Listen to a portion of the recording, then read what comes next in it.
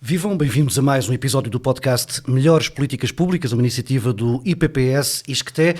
Eu sou o Paulo Tavares e hoje vamos falar de comunicação social, de mídia, de opinião publicada, de um eventual viés político, de informação e desinformação, de modelos de negócio e eventuais soluções em políticas públicas para a crise dos mídia. No essencial, falamos de um pilar essencial à qualidade da nossa democracia com José Pacheco Pereira. Ao longo do ano em que celebramos os 50 anos do 25 de Abril, tem ficado cada vez mais visível a um público muito alargado e muito espalhado pelo país o incrível e incansável trabalho do Arquivo Efêmero, um trabalho sem paralelo, digo eu, de José Pacheco Pereira, de uma equipa de guardadores de memórias que tem uma das faces visíveis aqui neste edifício do ISCTE, com a exposição Representações do Trabalho, está disponível até final deste mês de junho. Para lá desse projeto de vida, José Pacheco Pereira mantém há décadas uma presença regular nos mídias, seja assinando crónicas na imprensa, seja participando naquele que é hoje o mais antigo programa de análise e comentário político. Nasceu no final dos anos 80 na TSF como Flashback, só na rádio, está agora numa das suas últimas iterações na CNN como Princípio da Incerteza, já teve imensos nomes. José Pacheco Pereira é o único dos primeiros comentadores. Licenciado em Filosofia pela Faculdade de Letras do Porto em 1978, foi professor no ensino secundário, mais adiante docente universitário, tendo lecionado, por exemplo, aqui no ISCTE. Na política, depois de uma passagem pela esquerda mais aguerrida nos anos antes e depois do 25 de Abril, apoiou ativamente a candidatura de Mário Soares à presidência da República, foi depois deputado e líder da bancada parlamentar do PSD, foi também eurodeputado e vice-presidente do Parlamento Europeu, também pelo PSD, partido onde ainda milita. A quem o critica por estar demasiado à esquerda para se manter no PSD, costuma responder que está no mesmo sítio em que estava quando assinou a ficha para entrar como militante, em 1988, creio. O PSD é que foi mudando. José Pacheco Pereira, antes de mais, obrigado por ter aceitado este convite. Espero não me ter esquecido de nada de relevante neste seu longo percurso. Este ano, pela primeira vez, foram detectados sinais de interferência eleitoral estrangeira em Portugal.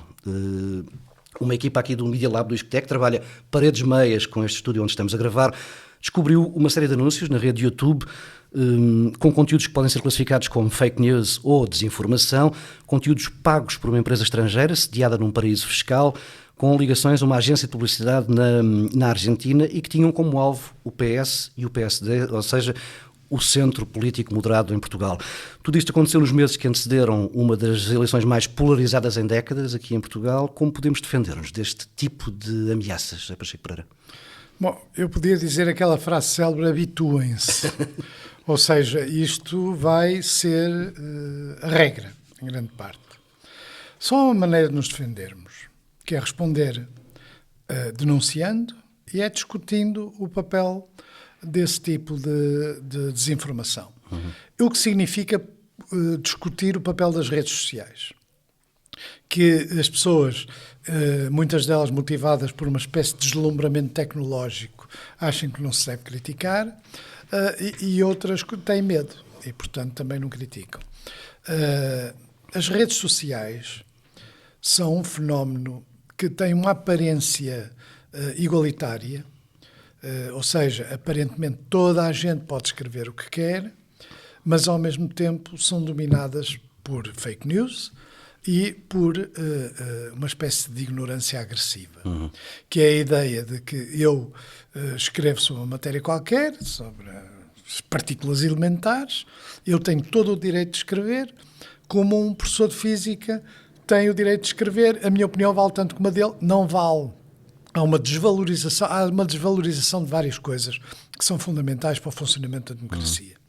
Há uma desvalorização das mediações, há uma desvalorização do saber e do conhecimento e há uma desvalorização da verdade. Tudo isso junto funciona como uma espécie de pedagogia do mal. E é, objetivamente, um risco enorme para as democracias. Porque essa pedagogia do mal é muito fácil de manipular. Ela é manipulada por governos estrangeiros, que têm interesse por serviços secretos, é manipulada por empresas. Muitas das empresas de comunicação oferecem aos seus clientes manipulação das redes. Eu, por exemplo, não tenho todas as dúvidas sobre a classificação dos restaurantes, por exemplo. Todas as dúvidas sobre a classificação dos hotéis. Tenho todas as dúvidas sobre qualquer espécie de classificação que não tenha uma mediação e que não tenha um responsável organizado. A ideia, por exemplo, mesmo na Wikipédia e noutros mecanismos deste género, era de que se funcionasse a lei dos grandes números, a Wikipédia é muito baseada nisso, se toda a gente puder escrever e corrigir, o resultado final é equilibrado. Isso não funciona assim. A lei dos grandes números não funciona dessa maneira. O que acontece é, analisando, por exemplo, os artigos da Wikipédia, que muitas escolas universitárias, por exemplo, proíbem que sirvam como fonte, o que acontece é que artigos sobre física ou geometria são relativamente estáveis. Artigos sobre história, sobre questões sociais, são altamente instáveis. Qualquer artigo, por exemplo, sobre o Islão, acaba por ter que ser moderado com uma enciclopédia britânica. A ideia da Wikipédia original era os grandes números, o grande número de pessoas escrevia e corrigia, e outras corrigiam, e, portanto, o resultado seria equilibrado. E, portanto, não há intervenção de qualquer espécie de peer review ou coisa desse género. O que acontece é que, por todos os artigos complicados, tem que haver. Porque senão eles estão permanentemente a ser mudados por diferentes interpretações do Islão, por diferentes interpretações do papel do José Sócrates, interpretações sobre qualquer matéria, particularmente nas ciências sociais e humanas. Portanto, a crítica às redes sociais e estes mecanismos, muitas vezes apoiados num deslumbramento tecnológico, que aliás serve os interesses das empresas, porque na verdade isto é um grande negócio, tem que ser denunciado. E a denúncia é sempre quando os mais jovens são educados já inteiramente deste mundo, é muito difícil contrariar.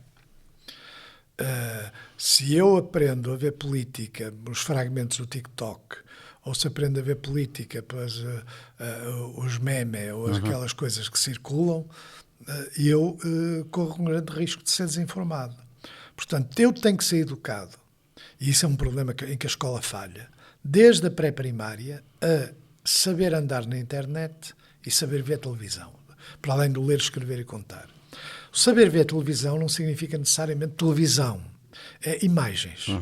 Saber olhar para as imagens e saber perceber como é que uma sala, como aquela de onde se esteve aqui a discutir o trabalho e a história dos movimentos sociais, ela pode ser apresentada como completamente vazia ou como completamente cheia.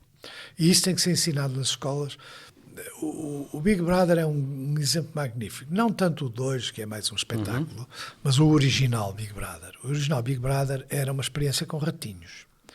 Aliás, controlada por psicólogos.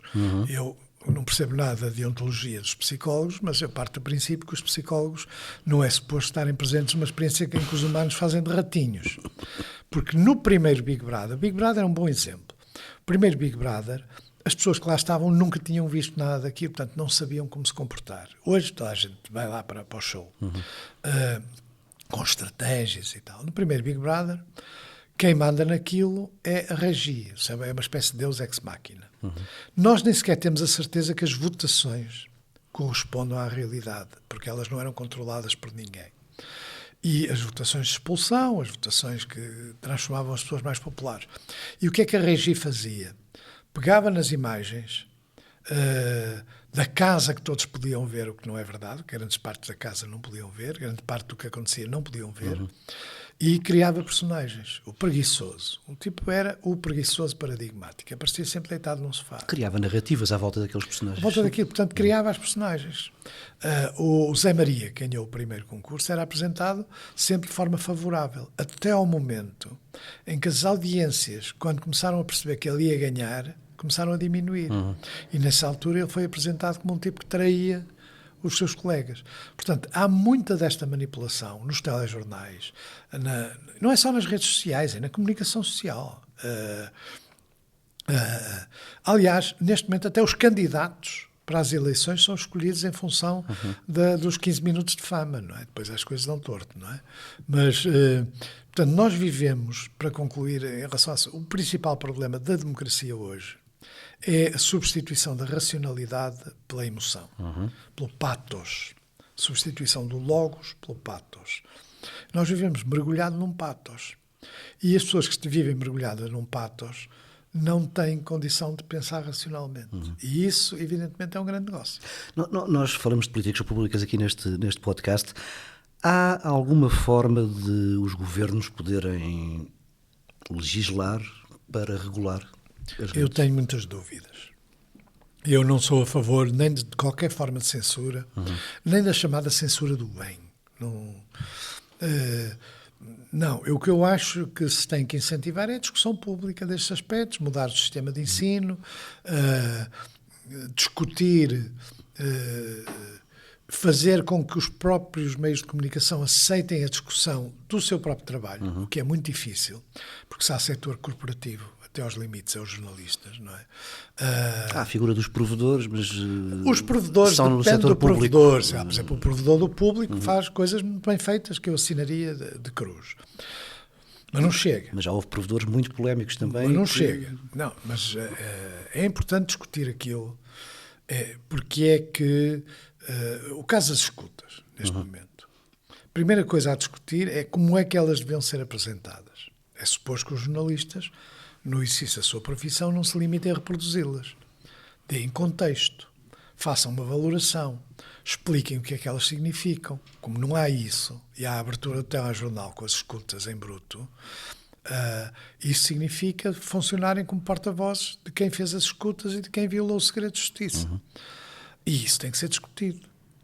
Há um esforço para começar a discutir essas coisas. Mas isso também passaria por uma forma diferente de educar. Quer educar nas escolas, quer educar civicamente as pessoas, que há certas coisas que não são admissíveis. Há coisas absolutamente... De novo, insisto, eu prefiro que elas passem do que serem censuradas. O que é que os governos podem fazer? Devem ter muita prudência em legislar sobre esta matéria. Agora parece que vai haver nova legislação sobre o discurso de ódio. Eu sou completamente contra. Eu já sou contra a atual, quanto mais nova. Por uma razão. As sociedades... Eu sou partidário da forma como a liberdade de expressão é apresentada na Constituição Americana. Que é apresentada da seguinte maneira. A liberdade de expressão não é o que eu gosto, não é o que eu quero dizer, é o que o outro diz. Mesmo que o que ele diga me seja repelente, mesmo que o que ele diga me seja ofensivo, tenho o direito de o fazer. E, portanto, a tentativa de legislar mecanismos que, no fundo, são censórios para a comunicação social, do meu ponto de vista, é péssima. Eu, por exemplo, eu dou às vezes um exemplo que escandaliza muita gente. Às vezes há notícias que dizem assim, uma família andou aos tiros com outra família. Isto é uma coisa que acontece com as famílias ciganas. Não pôr lá o cigano é, de facto, impedir-nos de... Não tem problema nenhum, é um fenómeno que tem a ver com a natureza dessas comunidades, tem a ver com os seus costumes, tem a ver com a violência muitas vezes inscrita na pobreza, ou a criminalidade muitas vezes inscrita na pobreza. A qualificação de cigano não é importante para classificar um homem público, uma pessoa, um cantor, ou coisa... Embora aí seja feita com mais facilidade. Mas acha que seria relevante nesse tipo de Seria notícia? relevante porque é uma informação. Para eu perceber porque é que subitamente em Setúbal duas famílias andaram aos tiros num bairro, quer dizer, a informação deve incluir que é um bairro onde está principalmente a comunidade cigana e este tipo de conflitos são muitas vezes remidos assim, porque há vendetas, há tudo, há controle de territórios de criminalidade. Quer dizer, eu não fico do Chega por dizer que são ciganos. Isso é que é a estupidez que existe agora. Já pensei que, pegando na sua solução, ou na sua proposta de que isto resolve-se pela educação, nós estamos num país com os índices de leitura que temos, com índices de literacia brutais. Isso é um trabalho para gerações. É um trabalho para gerações e é, acima de tudo, uma crítica que tem que ser feita aos partidos e aos ministros da Educação e ao Estado. Por exemplo, o facilitismo na aprendizagem, por exemplo, de textos literários, substituídos por textos jornalísticos, é um erro crasso. A ideia de que as pessoas estão preparadas, por exemplo, para ler os Maias. Os Maias foram e são leitura obrigatória. Eu conheço os maias, tenho a certeza absoluta que ninguém aprende nada lendo os maias, primeiro porque grande parte do vocabulário eles não conhecem. E depois grande parte das histórias que faziam parte da nossa tradição cultural, histórias que vinham na Bíblia, histórias que vinham da mitologia grega e tudo, as pessoas hoje não sabem nada, já não fazem parte. E isso é um empobrecimento. Portanto, e é uma exclusão, porque os ricos têm isso. Eu às vezes uso uma metáfora, que não é uma metáfora, é em relação à internet, que é assim. Um dos grandes negócios da internet é a pornografia, que é outra coisa que nunca se diz, não é? Mas quando se vê as procuras, a grande maioria das procuras Sim, é esmagadora a diferença. Sim. Esmagadora. A pornografia teve um papel inovador. Muitos mecanismos de fácil pagamento começaram em sites pornográficos. Qual é o problema?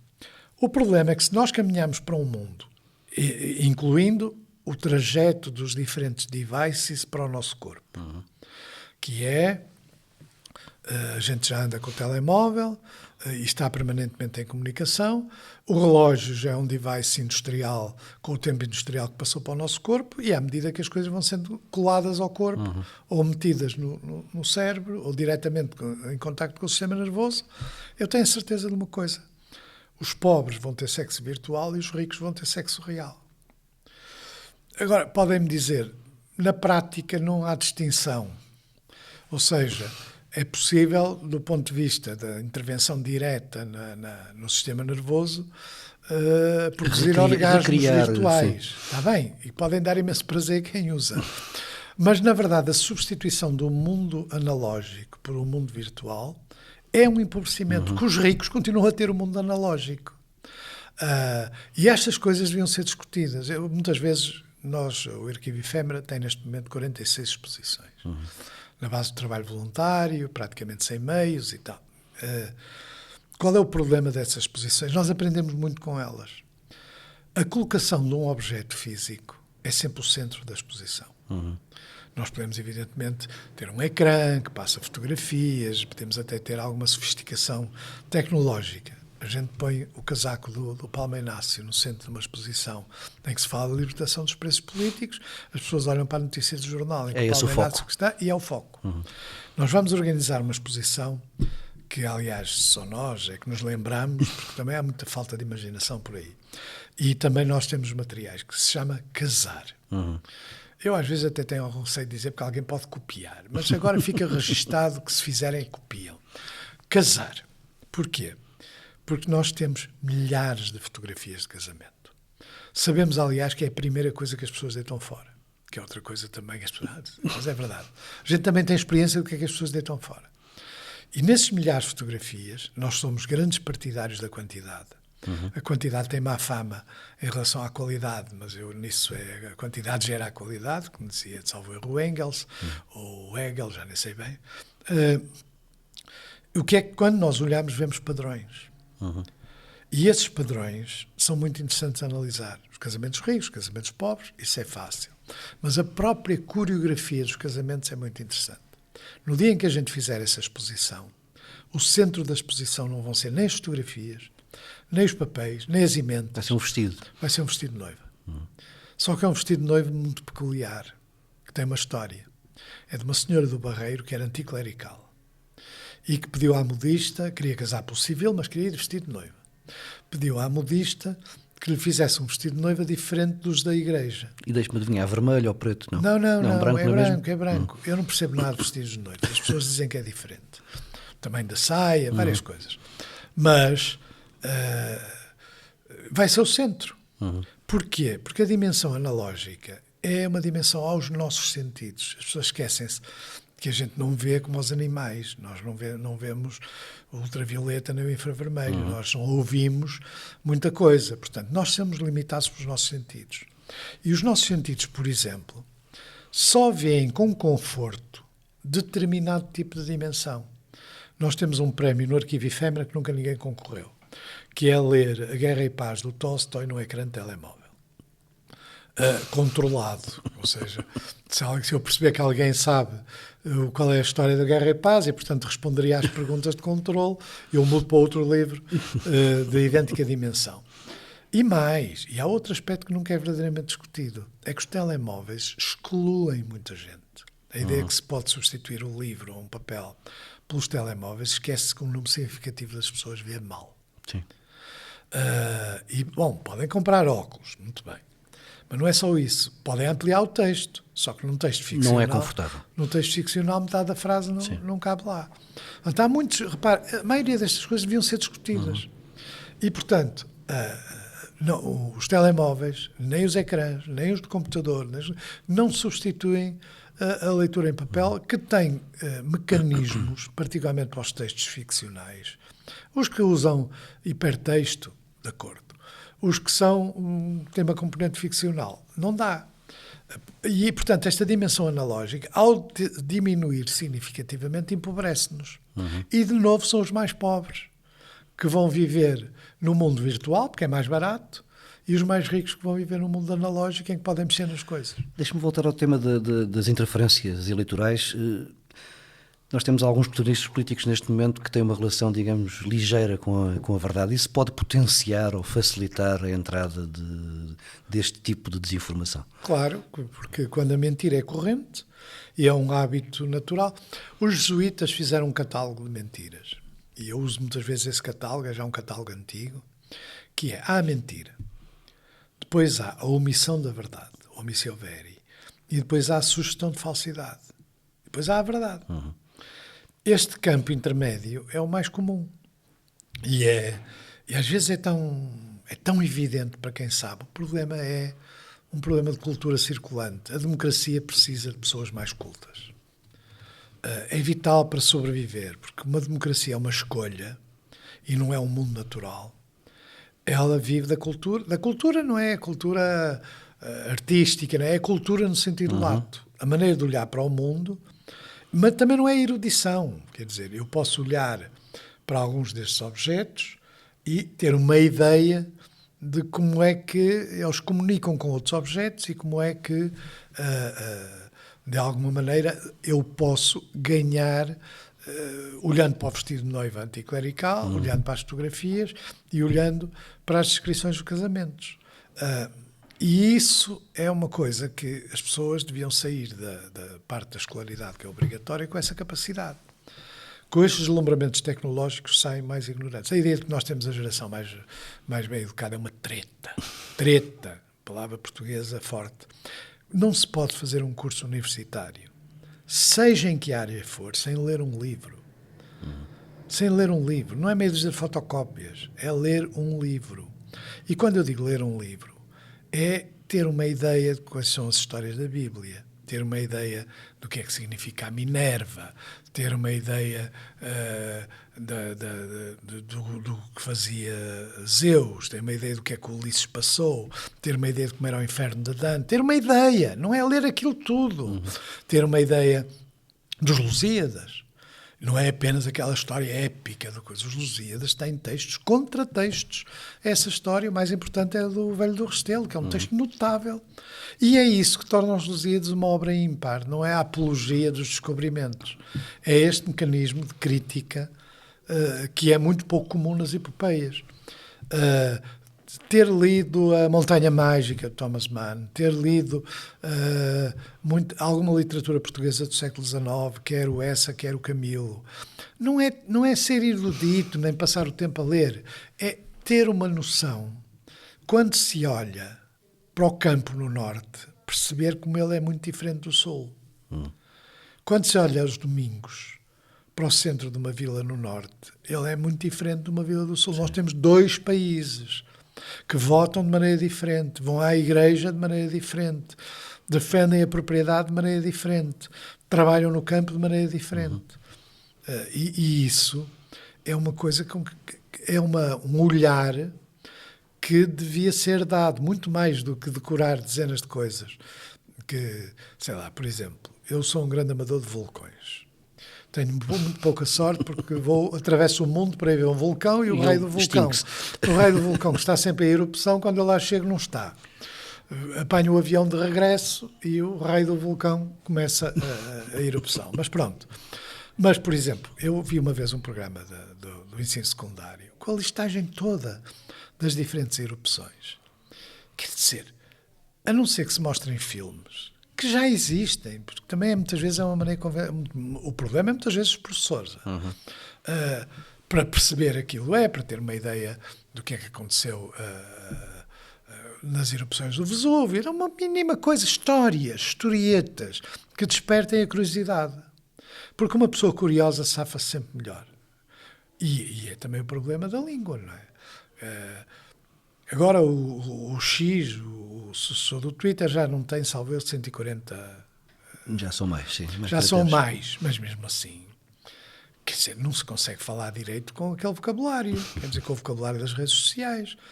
E eu vou muitas vezes às escolas. Agora, no 25 de Abril, é uma espécie de judeu errante de escola para escola. Agora, se calhar, não se pode dizer judeu errante. Holandês, o navio fantasma. O capitão do navio fantasma, que nunca consegue chegar a um porto e tal. Bom, e uma das coisas que eu lhes digo é: vocês não falem direito, não aprendam um vocabulário mínimo, vão ser sempre mandados, vão ser sempre manipulados. E isso, não leem, vão ser sempre manipulados, porque sabem sempre muito menos de quem leia ou saiba mais palavras. Enfim, bom. Quem segue um pastor só pode ser ovelha, não é? Exatamente. O problema é que os pastores estão cada vez piores. Já não é aquele touchinho. José Pacheco, esta semana foi publicado, nem de propósito, o estudo Digital News Report do Reuters Institute para 2004, aliás, para 2024, um estudo que analisa as tendências em 47 países, também aqui em Portugal, e a parte de português é feita precisamente aqui pelo Media Lab do ISCTE. As conclusões são um pouco preocupantes, vão um pouco ao encontro daquilo que temos falado, apontam para uma comunicação social cada vez mais ameaçada pelas redes sociais, plataformas de vídeo e motores de busca que cada vez mais desvalorizam o jornalismo, a informação, o conteúdo político ou económico em detrimento de criadores de conteúdos, de entretenimento, de vídeos divertidos, procurando maior engajamento. Ou seja, são plataformas que são decisivas no modelo de negócio do digital, mas que depois o estão a matar. Como é que se sai deste difícil, vórtex? Porque eu já há muitos anos que disse que se eu entrasse na Assembleia da República e tropeçasse à entrada e as câmaras estivessem ligadas, eu passo de certeza no telejornal. Se arranja uma maneira, um apanhado, uma coisa qualquer. Se eu fizer um discurso na Assembleia com um argumento racional, pelo menos com 3 frases, e não usar uma frase assassina, porque essa circula, nem usar uma acusação qualquer forte, o aspecto racional da minha atividade como parlamentar não sobrevive. Qual é o problema hoje? O problema é só há uma coisa que possa defender a democracia. É a gente votar em políticos corajosos que defrontem essas matérias, insisto, não de forma censória, mas implicando, por exemplo, obrigações às empresas, que isso já não é censura, defendendo os direitos de autor, defendendo, porque é evidente que eu então, todo lado, encontro coisas que eu fiz, sem citação de origem, sem nada. Bom, mas pronto, não é a minha maior preocupação, longe disso. No arquivo efêmero, então, é em massa, não é? Imagens na Wikipédia, mas postas em todo o mundo, mesmo nos Estados Unidos e tal. Mas isso é um preço do sucesso. Agora, as empresas têm que ser regulamentadas. Se elas têm uma função no sistema comunicacional, têm que ter regulamentação enquanto empresas do sistema comunicacional. Mas também há muitos outros aspectos que a gente deve discutir. Quando eu vejo um jornalista a citar as redes sociais e a dizer o senhor A ou B foi arrasado nas redes sociais, eu acho que esse jornalista comete um suicídio, porque é suposto um jornalista introduzir um elemento de mediação. E eu às vezes digo, mas sabem quantas pessoas em Portugal escrevem sobre política de forma sistemática nas redes sociais? São para aí 90 ou 100. Eu conheço grande parte delas, que escrevem já sabendo que são citadas.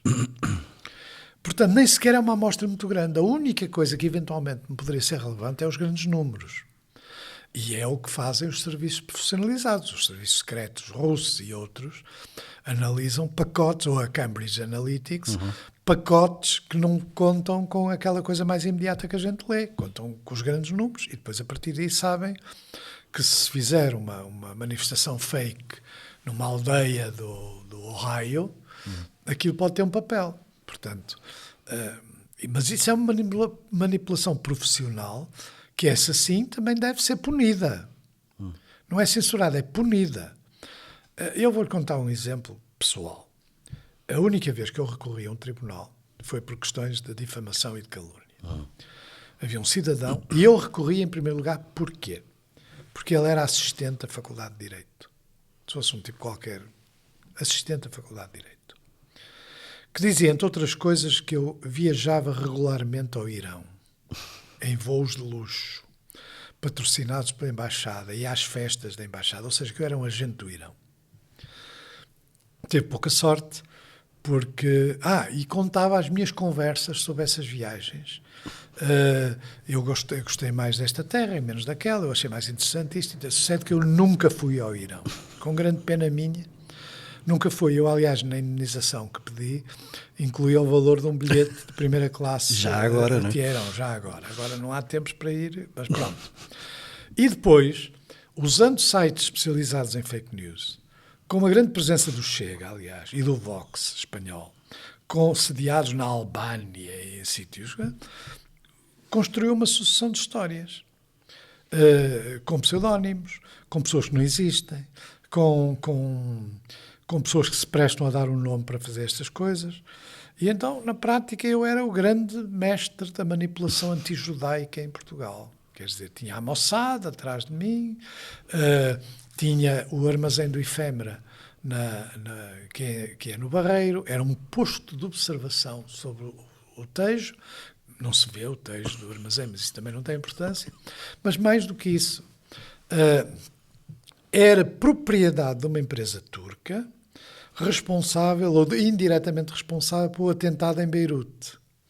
Eu recebia dinheiro, muito antes desta guerra, do Hezbollah, do Hamas, de vários desses grupos, trazidos pela Saramago, por exemplo. Tem dinheiro, tudo isso. Portanto, toda uma construção enfabulada que apareceu em Portugal, Espanha, França menos, mas a Espanha era o grande centro de distribuição.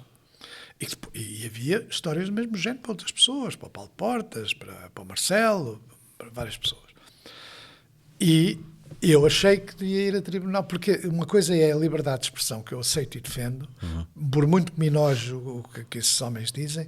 Outra coisa é a calúnia e a difamação. E se a gente perde também esse instrumento de distinguir entre aquilo que é a liberdade de opinião e aquilo que é a calúnia e a difamação... É um passo muito perigoso. É um passo muito perigoso. Sim. E eu fui para o tribunal sabendo que muita gente dizia, não, isso chega ao Tribunal Europeu e tal. Não pode ser. Não pode chegar. Porque um homem que diz que eu vou a Teherão por conta dos ayatollahs, que apresentou como testemunhas no tribunal, em primeiro lugar, Donald Trump. Depois toda a administração do Trump. E os vários ayatollahs, para além de muitas outras personalidades, e o tribunal mandou para o Trump um pedido para estar presente como testemunha. Eu achava aquilo um ridículo, mas a contestação inclui essas coisas e tal. Porque, bom, dito isto, o que é crime é crime. E a gente tem de ser bem claro que há coisas que são crime. Tudo o resto, liberdade de expressão, eu não me metia. Encontrava como antídoto, mesmo em períodos eleitorais, a denúncia, e uma denúncia vigorosa. Não é chegar com falinhas mansas, é uma denúncia vigorosa. Já agora, esse senhor continua assistente na Faculdade de Direito? Não, deixou de ser assistente da Faculdade. Valha-nos isso. Mas quer dizer, repare, mas a Faculdade defendeu. A Direito defendeu, achando que isto era liberdade de expressão. Quer dizer... José Pacheco Pereira, vamos aqui a um outro estudo do Media Lab do ISCTE sobre a opinião política no feminino, é relativamente recente, mas tem conclusões que vêm a confirmar estudos anteriores que apontam para um viés de direita na opinião publicada. Se olharmos para os comentadores homens, que estão em larga maioria em todos os mídia e meios, há um pendor de direita em 52% dos comentadores na televisão, 45% na rádio e 59% nos meios online. Todos os domingos em canal aberto temos dois... ex-líderes dos dois partidos que compõem a coligação que suporta o governo da AD. Aliás, o cabeça de lista da AD às europeias saiu diretamente deste ecossistema do comentariado e da análise. E a cabeça de lista da ADN. Também, exatamente. Só são escolhidas por isso. Isto é um jogo político equilibrado? Não, não é. Eu, aliás, há muito tempo que falo disso. Porque enfim, é um meio que eu conheço relativamente bem, e essa estatística é enganadora num aspecto. Se puser os socialistas soft, na realidade é mais. Na maioria dos casos concordam com os comentadores de direita que estão ao seu lado. E nesse caso, porque quer dizer, na verdade, a maioria deles são aquilo que se pode chamar socialistas soft. Gente que tende sempre a concordar com muitas causas e tal. E, portanto, isso é uma perversão do sistema comunicacional. É uma perversão organizada e deliberada.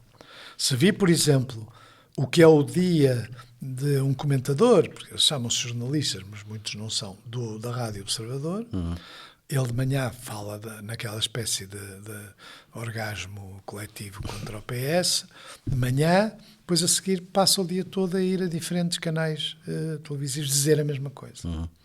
Portanto, só que a Rádio Observador não é um órgão de comunicação normal. Eles fazem excelente, eles são muito profissionais, há muito excelente jornalismo na Rádio Observador, o produto mas é um bom. órgão político, diretamente político e com uma linha editorial política.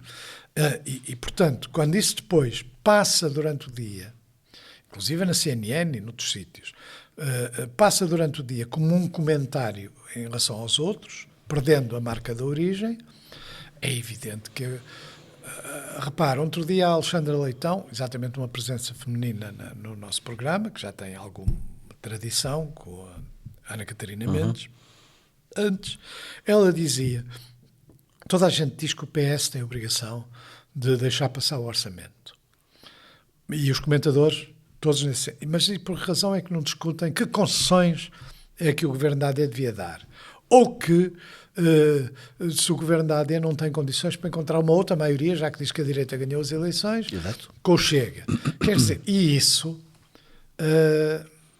é um ponto de vista tão semelhante ao outro que, de facto, numa discussão política tem sentido dizer as duas coisas. Mas, infelizmente, é completa. Repare, as escutas, que é um fenómeno recente. Há uma escuta absolutamente trivial. Porque aquela ideia do Costa dizer, bom, se a senhora é um problema político, tem que se resolver. Quer dizer, quantas conversas destas são tidas, e ele não está sequer a abusar da sua capacidade. Até porque a frase é retirada de um contexto, não sabemos se ele leu o inquérito que foi feito, não sabemos nada, sabemos o contexto. É uma frase que qualquer pessoa, em condições normais, diria. Se vissem a comparação do Ministério Público, que foi feita, por exemplo, na Rádio Observador, sobre a qual eu vou escrever no sábado, com a Assange. É exatamente o Ministério Público que está a atuar em Portugal como o homem que revelou os segredos do governo americano. Temos um Ministério Público whistleblower, portanto. É, exatamente. Só tudo menos de si próprio. Não há um peso excessivo da opinião na imprensa? A opinião é mais barata. Sim, para as televisões é muito mais barato. É muito mais barata. Com toda a franqueza, não sei. Se compararmos com o futebol, por exemplo, repare, a ideia inicial dos canais informativos no cabo era que o desporto passasse em canais especializados e que houvessem canais de notícias, e todos os canais de notícias, mesmo lá fora, têm uma presença significativa de opinião. Eu não acho mal que haja uma presença significativa. O que eu acho mal é a agenda. Eu sou sempre partidário, por exemplo, eu já tive canais solo, mas sou sempre partidário que o jornalista tem direito de obrigar a dar esclarecimentos. Ou dizer porque é que o que eu estou a dizer é verdade. Sempre achei que isso é fundamental. Não é uma coisa de encomenda. A maioria são de encomenda. Eu quero falar sobre isto e o jornalista enuncia o tema. Não faz nenhuma pergunta de jornalista. E eu acho que elas devem ser feitas. Espaços em que, são muito raros em que o isso jornalista... acontece. E desse ponto de vista há uma perversão. Particularmente quando se está a falar de pessoas que são ou foram dirigentes políticos. Portanto, tem todo sentido fazer perguntas sobre contradições, aspectos, dualidades. Nós vivemos muito no mundo do George Orwell, As pessoas pensam, o George Orwell escreveu em 1984 por causa da experiência stalinista. Sim, em parte. Mas sabem qual é a outra parte? É a BBC durante a Segunda Guerra Mundial. E a manipulação, propaganda negra, propaganda cinzenta e tudo. Portanto, ele está a refletir sobre um mundo muito parecido com o de hoje, que é manipulação das palavras. Por exemplo, eu posso usar uma palavra dura num caso que é igual a outro e uma palavra soft no outro. E classifico de uma forma que é completamente diferente. E há muitos mecanismos desse género. Nós vamos entrar num período de grande crise da democracia. Já estamos num período de grande crise. Se o Trump ganha as eleições nos Estados Unidos, sim, as pessoas nem veem o que é que ele diz. O que ele se propõe é ser ditador. Ele diz que só quer por um dia. Que é para fazer vinganças. O seu programa é em grande parte um programa de vinganças. Moldou o Partido Republicano, que era um partido com algumas tradições conservadoras, a uma coisa que deixou André Ventura um moderado, não é? Não, as posições americanas transformam a extrema-direita europeia em moderada. E aquilo é o maior país do mundo, portanto o impacto é global. Aquilo vai acabar mal, não é? Porque eu não quero ser catastrofista, mas há um esboço de um tipo novo de guerra civil. O radicalismo político é uma forma de guerra civil verbal, felizmente. Mas nós vivemos num mundo muito perigoso. E então, com a ameaça de guerra, que é objetiva, quer dizer, uma ameaça de desequilíbrio internacional em desfavor das democracias, com teorias geopolíticas. Aí a universidade também tem o seu papel. Eu também vejo muita gente, especialistas em relações internacionais, engolirem a visão do mundo do Putin, mesmo que sejam contra o Putin, que é a ideia do sul global, umas tretas que não são pensadas sequer, quer dizer, e que são muitas vezes repetidas. Porque há também uma degradação do saber, que é outro aspecto, e degradação da história. Eu dei aulas, tinha uma cadeira partilhada com o Jaime Gama sobre relações internacionais, não aqui, mas noutra universidade. E a uma dada altura, quando ia fazer exames, os alunos desatavam, quando viam que era eu que ia fazer, desataram a correr para a secretaria para pedir o adiamento. E depois vinha saber porquê. Porque achavam que eu fazia perguntas muito difíceis. Qual foi a pergunta que desencadeou este processo? Havia um aluno, já não me lembro, que sabia muita coisa sobre a revolta húngara. Nos anos 50, sabia os preliminares, sabia tudo. E eu, a uma dada altura, sabia, se fosse só aquilo. Eu, à altura, perguntei-lhe onde era a Hungria. Ele não sabia de onde era a Hungria. Não fazia a mínima ideia. Devia achar que era junto do Cazaquistão, coisa assim do género. E essas eram as perguntas difíceis. Mas isso é um problema. Hoje, também no ensino universitário, nos especialistas de geopolítica. Os militares, também é muito interessante ver a escolha dos militares. Alguns que sabem, alguns dos que mais sabem são claramente pró-russos, que é interessante, porque são os que mais sabem, sabem do que estão a dizer, sabem defender-se, mas é raro ver-se uma discussão séria, por exemplo, sobre a situação das Forças Armadas Portuguesas. Outro dia houve uma na CNN. Por acaso, eles começaram a discutir uma coisa que, de um modo geral, se discute, não estão preparadas, tem que ser, mas uma coisa é que não estão preparadas até descrever como elas estão. Portanto, e ainda agora, nesta discussão que houve aqui, eu referi uma série de exemplos tabus, quer dizer, há muito tabu, há muito pouca discussão de um conjunto de questões, e isso depois reflete-se na má qualidade da democracia e na facilidade com que ela é manipulada. E o principal problema não é o Chega.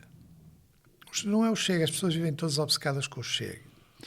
O Chega vive é como aqueles peixes que estão no fundo das fossas abissais, não é? Portanto, há ali comem com os detritos que vêm de cima e com os restos mortais que vêm de cima. O problema é quem fornece o de cima. E quem fornece o de cima, aqui depois chega lá embaixo, eles comem e crescem, claro, e sobem à superfície. Mas essa produção, a questão do populismo, que é uma questão que não é sempre igual. A gente às vezes tem esta coisa do historicismo, que é o populismo de hoje é igual ao populismo dos anos. Não é verdade. São formas completamente diferentes. O Trump é uma personagem nova. O que está acontecendo nos Estados Unidos é novo. Tem semelhanças com a extrema-direita? Tem. Tem coisas de extrema-direita? Tem. Mas tem muitas vezes uma intuição sobre certos mundos que, por exemplo, a esquerda perdeu. Por exemplo, o mundo operário. Sim. O conflito social, em detrimento das causas chamadas causas fraturantes, que evidentemente têm a ver com desigualdades e missões na sociedade, mas que não são resolvidas por si. Só são resolvidas, entre outras coisas, para a riqueza material e para a riqueza cultural de uma sociedade. A vitória de 2016 é feita no Iron Belt, lá em cima. Na Em Pensilvânia, nesses sítios. Os perdedores da globalização. Em Detroit, porque há uma coisa em Detroit, eu dou muitas vezes esse exemplo. Em Detroit, as fábricas fecharam. A cidade conheceu uma enorme crise. Muitos operários das fábricas vieram para coisas como, por exemplo, vender fruta na rua. Ganham mais do que quando eram operários. Mas ao não serem operários, diminuíram o sentido de dignidade. E, portanto, o que é que acontece com esta gente? Substitui a luta de classe por ressentimento. Sim. E isso transforma-se em votos. O combate político faz-se cada vez mais da criação de percepções junto da opinião pública, percepções que muitas vezes têm pouca adesão à realidade, como bem sabemos. A agenda política e os ciclos noticiosos são cada vez mais vertiginosos, duram dias ou horas, e isso prejudica, claro, o exercício do escrutínio jornalístico. A pergunta aqui é muito simples, porque não há aqui dois sistemas, o político e o mediático, que estranhamente parecem estar a trabalhar para o seu próprio descrédito. Hoje há uma coisa que não havia nos anos atrás. Quando se discutia a manipulação dos médias, nos anos 50 ou 60, essa discussão eu acho que não é aplicável no dia de hoje. No dia de hoje existe um contínuo político-mediático. Os políticos produzem política em função das suas repercussões nos média. Produzem conteúdos já. Conteúdos, produzem tudo. Não, saem para a rua numa campanha eleitoral. Podem passar o dia todo em arruadas e a visitar. Mas saem porque a agência de comunicação que as contratam, os especialistas, que as contratam, dizem, olha, esta frase é o que vai valer o dia. Ou vai dizê-la aqui, nestas circunstâncias. E essa frase é uma frase metafórica, uma soundbite, cruel, muitas vezes para os adversários, mas é isso que vale o dia. Tudo o resto é coreografia. Evite isto, evite parecer sozinho, evite não sei o quê, evite os espontâneos, porque isso passa. Portanto, já não há autonomia da política em relação aos média. E os média respondem da mesma maneira. Eu vou-lhe dar um exemplo que eu acho que merecia ser estudado. A cobertura das manifestações. No período da Troika, a manifestação que se lixa a Troika foi uma grande manifestação e foi uma manifestação vista com simpatia pela comunicação social. A da TSU. A da TSU. Nem era o tema, era que se lixa a Troika. E o que é que tinha de componentes? Era muito mais divertida, tinha gente mais nova, tinha artistas, tinha bandas. Inorgânica, não é? Inorgânica. Sim. E a maioria dos jornalistas, particularmente os mais novos, são daquela geração. Tem uma comunidade cultural, almocística, namorística, chamemos assim, com aquelas pessoas, com as jotas dos partidos, por exemplo. E, portanto, aqui tem um bom tratamento. A CGTP fez uma manifestação, provavelmente até com mais gente, mas pelo menos com a mesma gente, neste período, e a cobertura é muito mais hostil. Hostil ou indiferente. Porquê? São mais velhos, vêm de um mundo, são reformados, vêm de um mundo fabril que eles não fazem a mínima ideia qual é, porque não sabem o que é uma fábrica, esquecem-se que ainda hoje centenas de milhares de portugueses trabalham em fábricas e, portanto, dão muito mais atenção às startups e aos unicórnios e a essas coisas todas, que, aliás, muitas vezes nem um ano duram, e que são maneiras de absorver o desemprego, quer dizer que é isso que também nunca dizem, não são verdadeiros, muito menos unicórnios. Não é? E a manifestação da CGTP era tratada de forma, não direi antipática, mas sem nenhuma espécie de empatia. E este mecanismo existe. Aliás, o mundo do time-out, do time-out português, é um mundo que junta as Jotas com os estagiários e estagiários dos jornalistas, os jovens jornalistas. É o mesmo mundo. Não leem as mesmas coisas. Eu não digo leem as mesmas coisas, porque aí leem. Mas, acima de tudo, não leem as outras coisas. E têm um mundo experiencial, de experiência individual muito parecido. restaurantes, o tipo de sociabilidade, os bares, o vocabulário, e é evidente que isso, uma das grandes forças do PC, por exemplo, a seguir ao 25 de Abril, em relação aos esquerdistas, é que tinha gente com 15 anos e gente com 70. E, portanto, os jornalistas da geração que ainda aguentou a coisa, foram-se todos embora, desapareceram. Os que sobrevivem, coitados, sobrevivem numa ilha de desespero, em muitos casos. E os temas... eu, por exemplo, o Arquivo Efêmera tem neste momento 46 exposições. Fizemos 4 exposições na área de Lisboa. Nenhuma delas teve cobertura da comunicação social. Porquê? Se eu dissesse que a exposição era antirracista, e isto infelizmente é assim, ou que era LGBT de alguma maneira, ou que era ligada à visibilidade trans, eu tinha a certeza que tinha notícias. Como aquilo é uma coisa mais normal, académico, como esta aqui do ISCTE, até é uma exposição original em muitos aspectos. Não querem saber. As páginas, uma das coisas que controla muito a informação cultural é as cortes que estão estabelecidas nas páginas culturais dos jornais e nos suplementos culturais. São os amigos dos amigos dos amigos. Normalmente com a mesma perspectiva e o mesmo olhar sobre as coisas. É um dos sítios em que não há nenhum escrutínio público. Os jornais ainda têm algum escrutínio. As secções culturais e a parte não têm. E já foi uma área de grande riqueza na imprensa. Não, exatamente. E de diversidade e por aí fora. Não, mas o que acontece é que eu gostava que fizessem uma cobertura sobre as grandes descobertas artísticas do ano 2022. Bom, em 2024 vão ver o que é que aconteceu a muitas dessas grandes descobertas. E há muitos mundos deste género que ajudam a empobrecer a realidade. É evidente que eu sou muito crítico, porque eu leio os jornais todos. Leio online, as coisas mais importantes, leio no papel. E sei que é diferente ler no papel. Continuo a comprá-los todos fisicamente no papel. Uma das razões da crise é que, partindo do princípio que o papel tem hoje um papel menor e é difícil de subsidiar, mas o online não pode ser o pré-papel. O online tem que usar as vantagens de uma coisa perigosa para o jornalismo, que é a imediaticidade ou a proximidade com o tempo, porque é suposto haver ali mediações. Mas quando há um terremoto, eu dou exemplos concretos que me indignaram, que me chamaram a atenção. Aqui há uns tempos houve um terremoto às 3 da manhã. Eu estava a trabalhar e reparei um terremoto perceptível. Eu fui procurar nos jornais portugueses que têm online se havia alguma notícia, para saber o que é que sabia, se noutro sítio tinha sido mais forte e tal. Os americanos foram os primeiros a dar a notícia. E o primeiro em Portugal foi o Correio da Manhã. É por isso que às vezes também a maneira de tratar o Correio da Manhã é errada. Porque o Correio da Manhã é de facto um tabloide, mas em muitos casos dão notícias efetivas. Tem uma rede grande. Tem uma rede grande e foram os primeiros, porque tinham alguém acordado à meia da noite que escreveu. Portanto, há muitos mecanismos em que é a própria comunicação social que se suicida. A dependência das redes sociais, a ignorância do mundo real.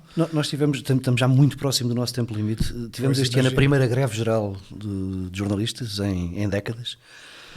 As redações estão de uma forma muito geral... ficcional. Sim, mas... Sim, está bem, mas importante, existiu. mas muito ficcional. Foi simbólica, pelo menos. Isso mesmo, simbólica. As redações estão de forma geral com muito poucos recursos. O modelo de negócio ainda não encontrou caminhos alternativos para as perdas que aconteceram desde a afirmação do digital. Em termos de políticas públicas, qual é que pode ser o caminho? Apoios estatais, benefícios fiscais? Há casos em que pode haver apoios estatais, mas tem que se garantir que nenhum desses apoios é dado a partir de decisões estritamente políticas. Por exemplo, nos Estados Unidos existem mecanismos de apoio estatal para PBS e outras coisas, mas eu sou a favor do controle pelos pares. O que é importante é que, seja qual for o financiamento que venha do Estado, ele não chegue apenas na base de eu dou-te a ti, não te dou a ti, por decisão política. Ele pode ser dado, pode haver um valor, mas esse valor tem que ser gerido pelos pares, ou seja, jornalistas, patrões da imprensa, que também são pares, de uma forma que implique uma mediação em relação à entrada do dinheiro. E se isso se fizer, não há problema em haver subsídios estatais. Eu já sou mais reservado, por exemplo, as autarquias é um caso complicado, porque a maioria dos jornais locais vivem das autarquias e, portanto, há coisas que não podem dizer do seu autarca, ou da situação da sua autarquia. Mas um mecanismo deste género, eu sei que o controle dos pares também tem vícios corporativos, mas mesmo assim eu prefiro ser sujeito aos vícios e às modas. Porque, infelizmente, um dos mecanismos mais terríveis é a moda. As modas. As modas associadas a uma espécie de jornalismo de rebanho e alcateia, ou de alcateia ou de rebanho, é das coisas que mais pervertem a função jornalística. Porque exatamente destrói esse papel de contexto e mediação. Repetem todos, depois têm medo de não dizer a mesma coisa que todos dizem. É muito engraçado ver, por exemplo, na cobertura das eleições europeias, houve um primeiro debate. Alguém disse bem de um dos intervenientes do debate, fez uma prestação normal. No dia seguinte ele era sempre apresentado. Foi endeusado nos dias seguintes. E nos dias seguintes. Não havia nada que justificasse. Quer dizer, eu percebo, os outros ficaram piores. Está bem, mas quer dizer, não significa que ele ficasse melhor. Mas o preocupante é aquilo depois ser sempre repetido como uma norma. E este tipo de observações, evidentemente, tem um papel na opinião pública e diminui o papel do jornalismo, porque aí os jornalistas não têm nenhum critério objetivo a não ser a sua própria opinião. Acharam graça a um tipo que não conheciam, ainda por cima é esse fator novo, que safou-se bem no primeiro debate. Está bem, e depois? Há muita gente aí nesses pequenos partidos com essa capacidade. Os outros portaram-se pior, por várias razões, nem todas negativas, em parte porque não têm novidade. E a novidade é uma coisa destrutiva do jornalismo, a mania da novidade. 3 dias dura um assunto, ao fim tem que haver o quarto, tem que haver outro dia. Depois também a utilização de coisas parlamentares que já são também escolhidas para alimentar o jornalismo, umas comissões de inquérito e tudo. Porque esta questão das gêmeas é um exemplo. Desde o primeiro dia toda a gente percebeu o que se tinha passado. Duvido que haja ali qualquer coisa de caráter criminal.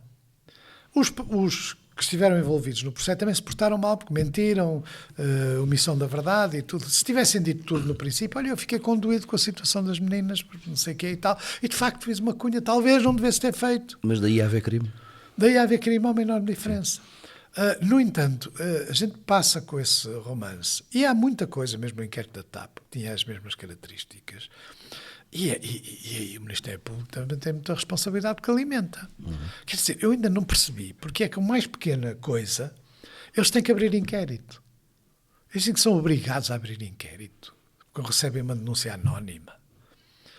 Quer dizer, denúncias anónimas, se eu vou aparecer uma denúncia anónima a dizer que eu vou ir ao Irão em aviões de luxo pagos pela Embaixada, eu acho absolutamente inimaginável que o Ministério Público faça uma inquirição para saber se eu realmente fui às embaixadas. Quer dizer, e hoje eles fazem isso.